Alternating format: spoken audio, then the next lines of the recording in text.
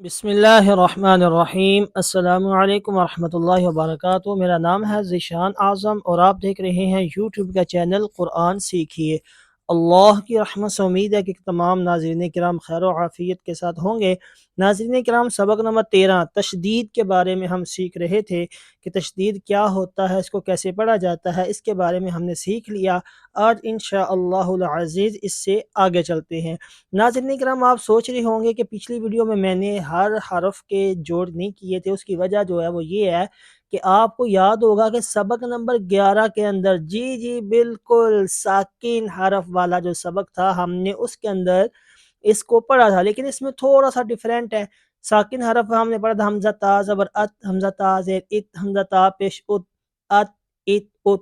سبق نمبر 4 کو یاد کریں؟ ہاں جی بالکل حرکات والا سبق۔ اس کے اندر ہم نے تا تی تو ایسے کر کے الفاظ پڑھے تھے۔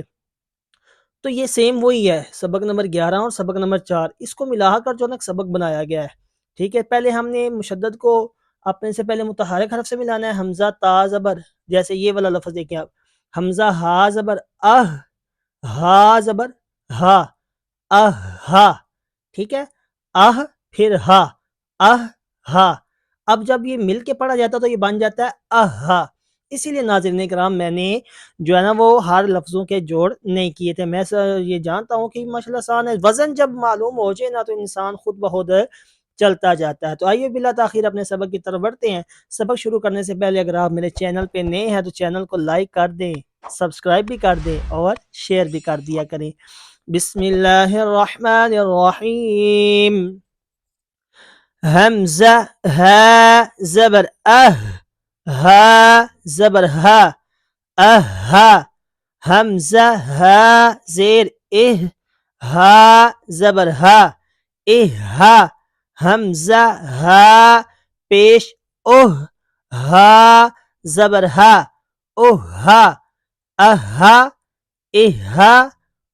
ہا۔ اسی طرح یہ بھی ٹھیک ہے، سیم وزن وہی ہے، جوڑ کرنے کا وزن وہی ہے، صرف آگے الفاظ تبدیل ہو رہے ہیں۔ تو یہ کیا بنے گا؟ جی ہاں، احا، احا، احا۔ اور یہ عین کے ساتھ آ گیا تو یہ کیا بنے گا؟ ہاں جی، اعا، اعا، اوعا۔ پھر بھی جوڑ کر دیتا ہوں کیونکہ بعض اوقات جو نا لوگ اس کو مشکل سمجھتے ہیں، تو آئیے اس کے جوڑ کرتے ہیں۔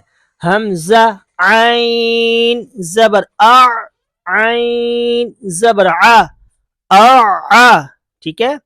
اسی طرح حمزہ عین زیر عین زبر حمزہ عین پیش عین زبر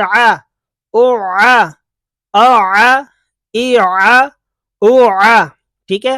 آگے اسی طرح اخا، اخا، اخا۔ اب یہ ناظرین کرام حروف قلقلہ میں سے ہے، اور ہم نے قاعدہ پڑھا تھا کہ جب حروف قلقلہ قاف طا با جیم دال یہ مشدد ہوں گے تو ان میں قلقلہ جماؤں کے ساتھ ادا کریں گے۔ ٹھیک ہے، جیسے ابا، ابا، ابا۔ ٹھیک ہے، تھوڑی سی آواز جو ہے ایسے جما کے پڑھنا ہے، اس کو سمجھ آ گئی ہے۔ اور ہم نے قاعدہ یہ بھی پڑھا تھا کہ نون مشدد اور میم مشدد میں کیا کرنا ہے؟ جی ہاں، ہمیشہ غنہ کرنا ہے۔ ٹھیک ہے، تو یہ بن جائے گا ام، ام، ام، اوا، اوا، اوا، افا، افا، افا، اللہ، الا، الا، ان، ان، ان، ار، ار، ار، اج، اج، اج، اش، اش، اش، ای، ای، اویا۔ ٹھیک ہے ناظرین کرام، سمجھ آ رہی نا؟ ای، ای، اویا۔ جیسے یہ حمزہ جیم زبر اج، جیم زبر جا، اج۔ حمزہ جیم زیر ایج، جیم زبر جا، ایج۔ حمزہ جیم پیش اوج، جیم زبر جا، اج، اج، اج، اج۔